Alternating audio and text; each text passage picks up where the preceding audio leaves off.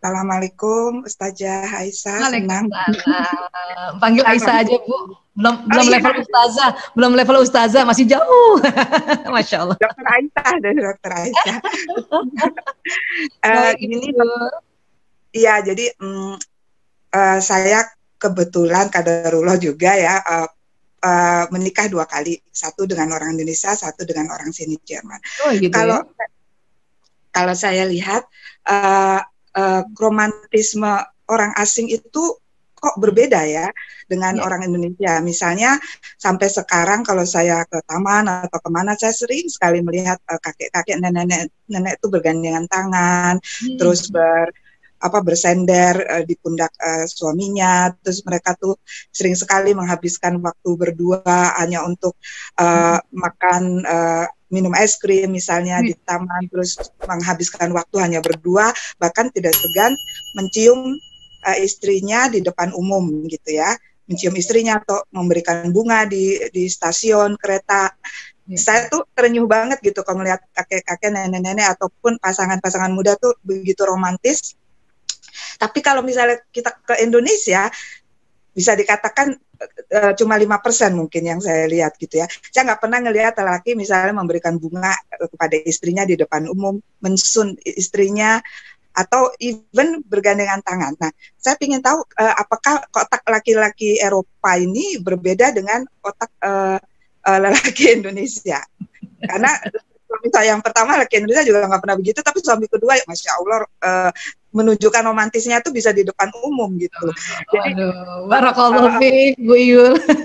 termasuk ya itu tadi menjahit, memasak, itu suami yang kedua tuh melakukannya semua gitu ya, menyetrika pun dia lakuin gitu ya, ngepel pun dia lakuin, menjahit pun dia lakuin. Jadi saya ngelihat apa otak manusia lelaki Indonesia tuh beda dengan otak lelaki Eropa. Gitu aja, Bu. Terima kasih. Jeli banget Ibu Yul. Makasih banyak, alhamdulillah. Pengalaman dengan beruntung banget Ibu Yul. Ya. Baik. Dan menahan emosinya juga kurang itu. Orang-orang Eropa tuh bisa tidak apa karena peraturan ya, misalnya tidak boleh memukul istri itu memang sudah ada rule yang jelas. Jadi tidak, sangat jarang dikatakan. Tapi kalau kebalikan, kalau saya lihat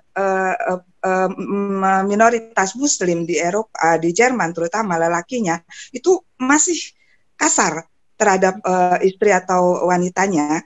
Dari yang dari Timur Tengah ya, yang dari Timur Tengah masih kita kelihatan masih mereka sering nggak respect terhadap istrinya dan menunjukkan kekasarannya tuh bisa di depan umum. Tapi kalau lelaki Eropa dia tidak pernah sama sekali menunjukkan kekasarannya. Jadi kadang-kadang ada seperti apa sisi negatif orang-orang Eropa terhadap pria-pria Muslim yang dari Timur Tengah ya, dari daerah Timur Tengah yang menunjukkan kenegatifan.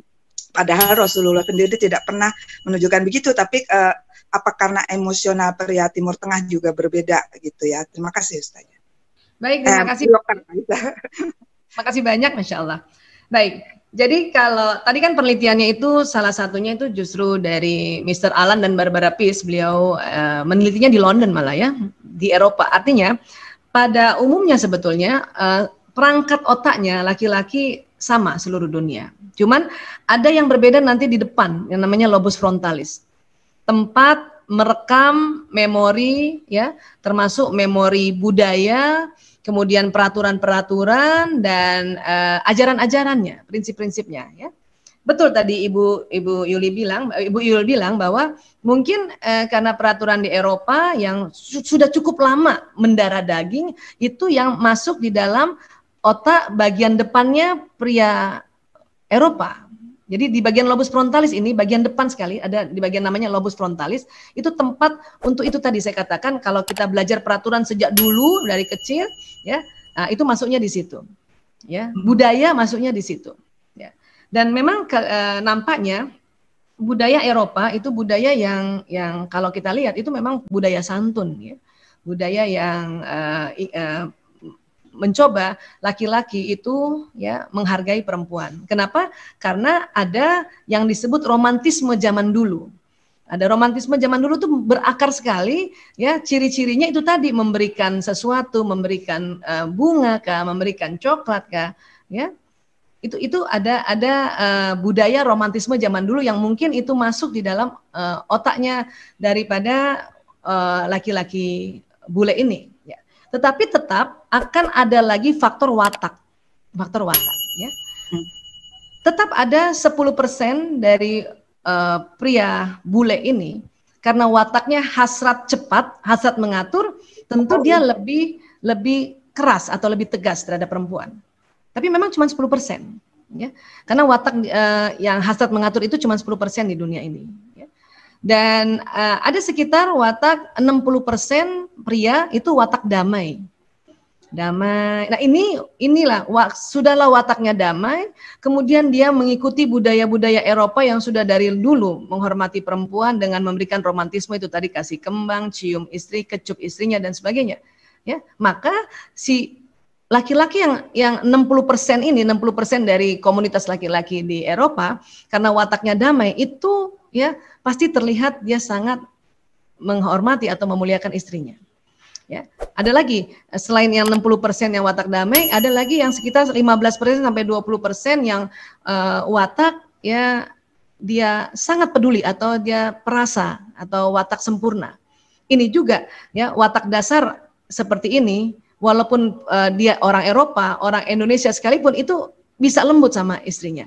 Artinya kalau tadi 60% tambah 15% berarti sudah ada 75%.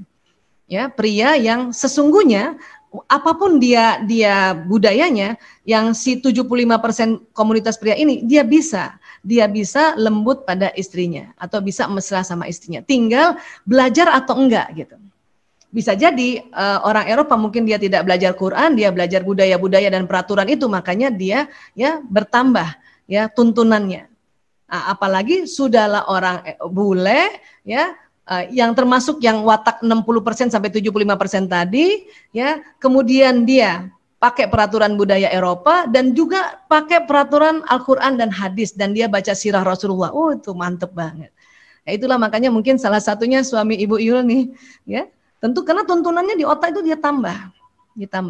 Di Jakarta sudah mulai saya perhatikan juga ada suami-suami muda, ya, tentu keluarga muda, ya, yang mulai karena dia termasuk watak yang 75% tadi, ya, kategori 75% tadi, dan senantiasa baca sirah Rasulullah.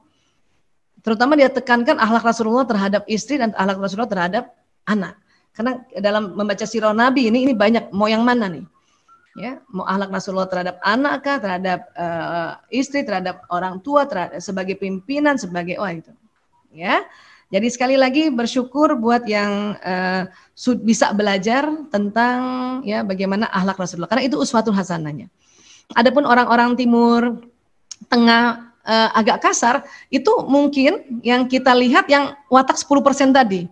Sudahlah memang watak keras, punten maaf, aslinya Timur Tengah yang memang banyak sekali faktor-faktor geografis yang membuat orang itu jadi lebih cepat, ya, atau lebih mau buru-buru.